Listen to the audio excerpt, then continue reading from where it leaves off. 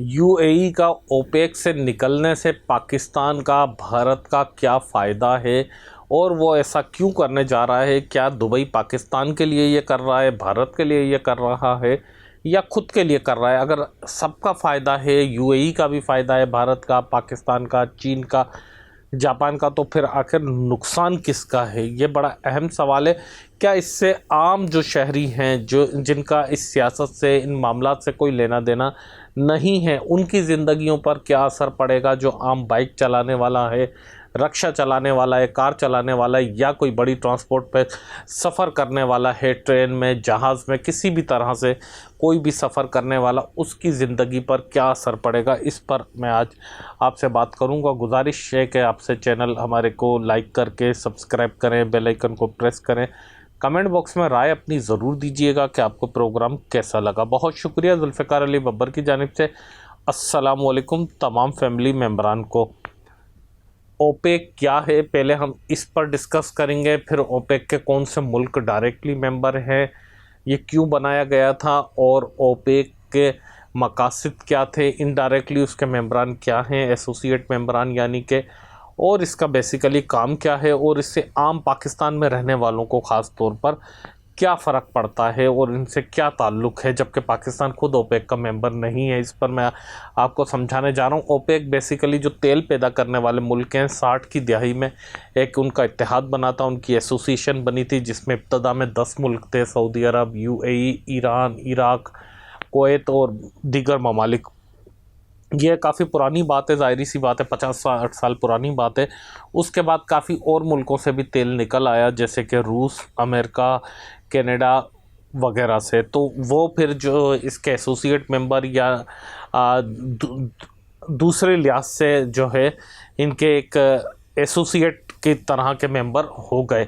अच्छा, इनका बेसिकली काम यह होता है कि पेट्रोल जो है, जो भी कच्चा तेल है, क्रूड ऑयल जिसको हम कहते हैं, वो निकालने को ये तय करते हैं कि कितना तेल निकलेगा, कितना नहीं निकलेगा। इन्होंने कोटा मुख्तस की कि यूएई कितना निकालेगा रोज़ाना की बुनियाद पर, सऊदी अरब कितना निकालेगा, ईरान, इराक, ऐसे हर मुल्क को कोटा दे दी गई। इसकी वजह बुनियादी ये थी कि ताकि अगर ज़्यादा कोई निकालेगा तो रेट ज़ाहिर है मार्केट में कम होंगे, और अगर कोई कम निकालेगा तो मार्केट में ज़्यादा होंगे। तो ये तय करते थे या करते हैं इस वक्त तक भी कि दुनिया में कितना तेल निकलेगा और उसके प्राइस क्या होंगे। ये सारी के सारे तय करना ओपेक की ज़िम्मेदारी थी, और ओपेक ने इसकी बुनियाद पर बादशाहतें अपनी कायम की और सोने के महल खड़े किए, मेरे और आपके जैसे गरीबों के खून पसीने की कमाई की। अगर आज भी किसी आम इंसान की, चाहे वो जिन ममालिक का मैंने नाम लिया, इन ममालिक में रहने वाले लोग कि आम बंदे का हम देखें तो उसको सबसे ज़्यादा इन्हीं चीज़ों से फ़र्क पड़ता है। एक तो उसके लिए अपनी गाड़ी का पेट्रोल या ट्रांसपोर्टेशन, रोज़ का आने जाने का ख़र्चा उसके लिए बहुत अहमियत रखता है। दूसरा, उसके जो गैस के प्राइस हैं, चाहे वो सिलेंडर की हो या लाइन की हो।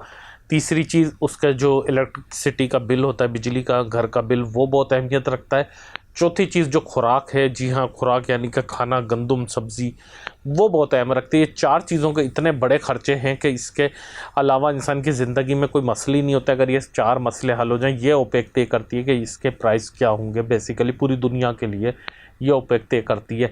अब मैं आपको बताता चलूँ गंदम और अनाज की तरफ मैं क्यों गया। ये बेसिकली फर्टिलाइज़र भी गैस से बनता है, और ज़ाहिर गैस से ही जो है काश्तकारी होती है। फर्टिलाइज़र जब डलता है ज़मीनों पे तो काश्तकारी होती है और उनकी पैदावार बढ़ती है। तो ये एक सेक्टर हो गया। कच्चा तेल जब निकाला जाता है, उसमें से कोई 8-10 किस्म की चीज़ें निकलती हैं। कुछ दवाइयों में भी कहा जाता है कि इस्तेमाल होता है, इसका बाकायदा अनाउंसमेंट नहीं की जाती, लेकिन कुछ दवाइयों में भी यूज़ होता है। उसके अलावा जो है जेट फ्यूल निकाला जाता है इसमें से, फिर इसके बाद हाई ऑक्टेन निकाला जाता है, फिर सुपर पेट्रोल निकाला जाता है। फिर एक ज़माने में जो लोग उम्र रसीदा हैं उनको याद होगा, रेगुलर पेट्रोल एक होता था जो 2 स्ट्रोक गाड़ियों में यूज़ होता था, वो निकाला जाता है। फिर उसके बाद जो है नीचे आ जाते हैं, तो फिर इसी के दौरान जब तेल निकलते हुए एलएनजी निकलती है, जो गैस एलएनजी का नाम लोगों ने सुना होगा। फिर जो है, जो वैसे गैस होती है वो एलपीजी सीएनजी गैस कहलाती है, नेचुरल गैस जो होती है। अच्छा, उसके बाद जो है पेट्रोल के बाद मिट्टी का तेल निकलता है, फिर जो है डीजल निकलता है, फिर एलपीजी निकलती है, उसके बाद जो नीचे सतहें जाती रहती हैं फिर वो निकलता है, उसके बाद फिर जो है ये सारी चीज़ें गर्म करके बेसिकली निकाला जाता है, एक ही कच्चा तेल होता है। और उसके बाद फिर इसमें से जो बहरी जहाज़ों में जो बड़े बड़े शिप्स में चलता है वो वाला तेल निकाला जाता है। वो इतना गाढ़ा होता है कि बेलचों से उठाकर और कल्टी किया जाता है, यानी कि वो ऐसा तेल होता है कि वो लाइन के ज़रिए नहीं आता, वो बेलचों से उठा के डाला जाता है, उसको हीट दे के जो शिप्स होते हैं जो सालों साल समंदरों में चलते हैं उनमें वो यूज़ होता है। उसके नीचे वाले का फिर ज़ाहिर ग्रीस बनता है, और जो सबसे आखिर में बनता है वो डांबर, जो जिससे हमारी रोड बनती है वो डांबर उससे बनाया जाता है। तो ये ज़ाया कोई चीज़ नहीं थी, इसी में से हाँ बीच में प्लास्टिक भी ज़ाहिर बनाया जाता है, मैं भूल गया था बात करना उसी में से। अच्छा, अब हर मुल्क के अलग अलग तेल की क्वालिटी, हम तो समझते एक ही तेल है, लेकिन सऊदी अरब और यूएई का तेल अलग किस्म का है, ईरान इराक का अलग किस्म का है, और उसके अलावा रशिया का तेल बहुत गाढ़ा है, कीचड़ वाला है। इसी तरह जो अमेरिका और कनाडा वाला है बहुत ही लाइट है तेल, बिल्कुल जो है जिसमें से शेल गैस जो कहलाती है, जिसमें से ज़्यादातर पेट्रोल और जो है जेट फ्यूल वगैरह निकाला जाता है, जबकि रशिया वाले में से ज़्यादातर शिप्स का और उसका तेल और डांबर वगैरह निकाला जाता है। तो ये सारी के सारी चीज़ें हैं, जबकि सऊदी अरब वाले की, ईरान इराक वाले की क्वालिटी बेस्ट कहलाई जाती है, दुनिया के बेस्ट फ्यूल्स में से, जिसमें से सब चीज़ निकाली जाती है। तो ये तय करते थे। अब यूएई का आपने देखा था मेरे प्रोग्राम में पहले भी कि वो माशी तौर पर इस वक्त बदहाली का शिकार हैं, क्योंकि सारी चीज़ एक धोखे और फ़रेब पर बनी हुई है। पूरा दुबई एक धोखे पर बना हुआ है। एक रेगिस्तान को उन्होंने दुनिया का सबसे जदीद शहर बना दिया, बड़ी बड़ी बिल्डिंगें, बड़े बड़े प्लाज़ा, बड़े बड़े होटल्स, बड़े बड़े मॉल्स खड़े कर दिए, बड़े बिज़नेस, बड़ी गाड़ियाँ, बड़े लोग, बड़ी अयाशी, लेकिन हकीकत में वो कुछ नहीं है। इसलिए मैं कह रहा हूँ कि सारी की सारी बाहर की आई हुई चीज़ें, 99% से ज़्यादा बाहर की आई हुई इन्वेस्टमेंट, इंजीनियर्स, मज़दूर, ख़रीदार, घूमने वाले, टूरिस्ट, सफाई करने वाले, पकाने वाले, खिलाने वाले, खाने वाले, सब बाहर के बिला वजह दुबई आकर। तो अब जो सिचुएशन बनी जंग के बाद ईरान की, तो दुबई काफ़ी दबाव में आ गया और दुबई की सनद डूबने लगी। तो इसीलिए ओपेक ने कहा कि अब ओपेक से वो निकलने जा रहा है। इससे उसका क्या फ़ायदा मैं आपको बताता चलूँ कि इस वक्त मेरे और आपके समेत हर शख्स की यह कोशिश है, ले सके या ना ले सके, कि इलेक्ट्रिक गाड़ी की तरफ जाया जाए, चाहे वो बाइक हो, कार हो, वैन हो, कोशिश ये जारी है। अब ज़ाहिर है जब कोशिश ये जारी है तो कोई 6 महीने में ले लेगा, किसी ने शायद ले ली हो। ये भी कमेंट करके ज़रूर बताइएगा कि आपने ली है, लेने का इरादा रखते हैं या नहीं रखते। कोई 2 साल में लेगा, कोई 3 साल में, अल्टीमेटली सभी लोग ले लेंगे। जब सब लोग ले लेंगे तो उसके बाद पेट्रोल कौन इस्तेमाल करेगा, कौन फ्यूल करेगा। और लोग सोचते हैं कि सोलर से हम बनाएंगे, और अच्छी में सोलर की टेक्नोलॉजी आ रही है, विंड की आ रही है, उससे हम जो है घर में ही चार्ज कर लें, या चार्जर से भी सस्ता पड़ता है, बाज़ार से भी अगर कराएंगे तो 6-7 गुना पेट्रोल से सस्ता पड़ता है चार्जिंग। और अगर खुद घर में चार्ज करें तो बिल्कुल ज़ीरो पे, यानी कि गाड़ी का कोई खर्चा नहीं है। तो ये चीज़ ऐसी बात नहीं कि मैं और आप समझ रहे हैं और वो जो लोग दुनिया की इकॉनमी चला रहे हैं उनको पता नहीं। तो यूएई ने इससे बाहर निकलकर अब वो अपने हिसाब से पैदावार शुरू कर चुका है कि जितनी मार्केट में डिमांड होगी उस हिसाब से ताकि ज़्यादा निकाले, क्योंकि इस वक्त तेल का बहुत ज़्यादा नुकसान हो चुका है। शायद 2026 में तो बहुत ज़्यादा तेल की कीमतें ना गिर सकें। पाकिस्तान में तो ये कब गिराते हैं वो अलग बात है, लेकिन 27 जब शुरू होगा तो मेरी बात याद रखिएगा कि तेल के प्राइस बिल्कुल यूँ नीचे जाना शुरू होंगे और वो फिर कभी ऊपर नहीं आएंगे। इंटरनेशनल मार्केट की बात करो, पाकिस्तान में ये टैक्सेस लगा दें, महंगा दें, वो एक अलग चीज़ है, उसकी मैं ज़मानत नहीं ले सकता। तो उस टाइम पर यूएई चाह रहा है कि ज़्यादा से ज़्यादा पैसा कमाया जाए। अब इससे पाकिस्तान के लोगों को क्या फ़ायदा है, भारत के लोगों को, जापान के लोगों को, चाइना के लोगों को क्या फ़ायदा है। उनको ये फ़ायदा होगा कि ज़ाहिर सी बात है सऊदी अरब कोई बेवकूफ़ तो नहीं है, या कुवैत या ईरान या वेनेज़ुएला या अमेरिका या रशिया, जो भी तेल पैदा करने वाली कंट्रीज़ हैं, तो वो भी अपनी प्रोडक्शन बढ़ाएंगी। तो जब वो बढ़ाएंगी तो उससे ये सारा होगा कि कंपटीशन होगा, तेल बहुत ज़्यादा नीचे आ जाएगा। अल्लाह करे कैसा हो जिससे आम दुनिया के लोगों का फ़ायदा होगा। यही सूरत हाल कोविड में हमें देखने को मिली थी, जब कोरोना चल रहा था 2020 में। तेल के प्राइस जो गिरे थे उसकी वजूहत भी आज मैं आपको बताता हूँ। और उस दौरान एक चीज़ चल रही थी कि माइनस में पेट्रोल मिल रहा है, तो लोग समझते थे कि हम शायद अपनी बाइक या कार लेकर जाएंगे, पेट्रोल की टैंकी फुल कराएंगे और 2000 रुपये पंप वाला हमें देगा। तो वो ऐसा नहीं है। वो ये हुआ था कि जब दुनिया में सनतें स्लो हो गई थी, ट्रांसपोर्टेशन बिल्कुल ख़त्म होने के करीब करीब थी, तो सऊदी अरब ने, क्योंकि ओपेक को लीड करता है, तो उसने ये तजवीज़ दी थी कि तेल की पैदावार इंतहाई कम कर दी जाए ताकि इसके प्राइस जो हैं कि नीचे ना जाएं। जब नीचे ना जाएं तो रूस ने कहा कि जो है हमारे कुएं ऐसे हैं कि एक तो ठंडे इलाकों में हैं, दूसरा हमारा तेल भी गाढ़ा होता है और हम ओपेक के मेंबर भी नहीं है, लिहाजा हम अपना तेल की प्रोडक्शन जारी रखेंगे। जब रूस ने कहा तो अमेरिकी कंपनियों का भी दबाव आया, अमेरिका में ने भी कहा कि हम भी जारी रखेंगे, तो सऊदी अरब ने मुकाबले में कहा कि हम भी प्रोडक्शन पर जारी रखेंगे, हम क्यों अपना नुकसान करें। तो सारों ने जब पैदा किया तो तेल बहुत ज़्यादा दुनिया में हो गया और रेट कम हुए थे। पाकिस्तान में जो 70-80 रुपये लीटर तक आए थे, बहुत ज़्यादा रेट थे।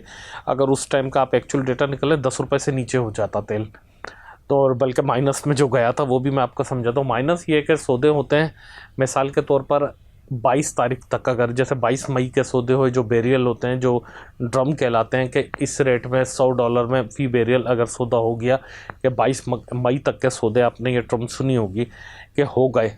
अब ये होता है कि उनको 22 मई तक उठाना होता है वहाँ से, तो बहुत सारे ऐसे इन्वेस्टर होते हैं, ब्रोकर होते हैं, जो लेकर रख लेते हैं $100 पर। उनको मार्केट का आइडिया होता है, फिर कोई मुल्क, कोई कंपनी, कोई कंट्री जो है जब उनसे परचेस करती है $101, $105, $110, जैसे उनको मुनासिब लगता है पर बैरल के हिसाब से, वो उनको वहीं से सेल कर देते हैं, वो खुद ही उठाकर वहाँ से ले जाते हैं। तो इनको ये $5, $2, $3 या 50 सेंट जो भी है वो फ़ी बैरल के हिसाब से बचते रहते हैं, जो ब्रोकर होते हैं। अब 22 तारीख तक की उसकी एक्सपायरी डेट होती है। 22 तारीख के बाद अगर नहीं उठाएं तो फ़ाइन होता है। अब लोग उस दौरान कोई मुल्क ख़रीद नहीं रहा था, लोगों की जो है, आपको याद होगा 2020 में सारी गाड़ियां बंद हो गई थी, ट्रेनें, बसें, मोटरसाइकिलें, कारें ना होने के बराबर चल रही थी, तो जाहिर सी बात है पेट्रोल की खपत भी कम हो गई थी, कोई ख़रीद नहीं रहा था। अब लोगों के जहन में ये सवाल आया कि समंदर में फेंक दें, ज़मीन पर बहा दें, तो उसके बड़े फ़ाइन होते, इंटरनेशनली जो है समंदर आलूदा हो जाता, करोड़ों टन तेल था। तो उसके लिए उन्होंने वो कहा कि हम बस 22 मई को, मिसाल दे रहा हूँ 22 मई क्योंकि मई का महीना है, कि हम नहीं उठा सकते। उस ज़माने में भी गालिबन मई का ही महीना था, हम नहीं उठा सकते, तो ये है कि आप हमसे $5 और ले लें, हम तेल नहीं उठा रहे, आप किसी और को दे दें। तो वो -$5 में हो गया, इस तरह से वो माइनस में हुआ था। तो ये सारी चीज़ समझा रहा हूँ। बहरहाल ओपेक के जो निकलने से, अगर यूएई निकला है, दुआ करें कि बाकी कंट्रीज़ भी निकल जाएं ओपेक से। इससे पाकिस्तान जैसे मुल्कों को बहुत फ़ायदा होगा जो तेल इंपोर्ट करते हैं।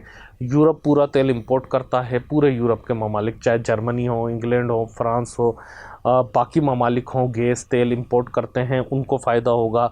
भारत बहुत ज़्यादा करता है, उसको फ़ायदा होगा। बांग्लादेश करता है, जापान करता है, चीन करता है, पाकिस्तान करता है, अफ़गानिस्तान करता है। इन ममालिक को सबको फ़ायदा होगा। और नुकसान किसको होगा? अमेरिका को होगा, वेनेजुएला को होगा, कनाडा को होगा, रूस को होगा, सऊदी अरब, यूएई, ईरान, इराक, कुवैत, जो मुल्क, कतर, जो एक्सपोर्ट करते हैं, उन सबको नुकसान होगा।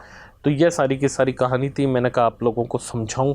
और ज़रूरी नहीं है कि मेरे जो आदाद शुमार हैं वो कोई पाकिस्तानी तेल से मैच करें, क्योंकि पाकिस्तान में जो फ्यूल प्राइसेस होते हैं वो गवर्नमेंट तय करती है अपनी तरजीहात के हिसाब से, IMF के प्रोग्राम के तहत किए जाते हैं। उस पर ठीक ठाक किस्म के टैक्सेस शामिल होते हैं, तो वो प्राइस एक अलग चीज़ है। मैं इंटरनेशनल मार्केट के हिसाब से बात कर रहा हूँ। ज़ाहिर है उसका फ़र्क खैर इस सूरत हाल में भी पड़ता है।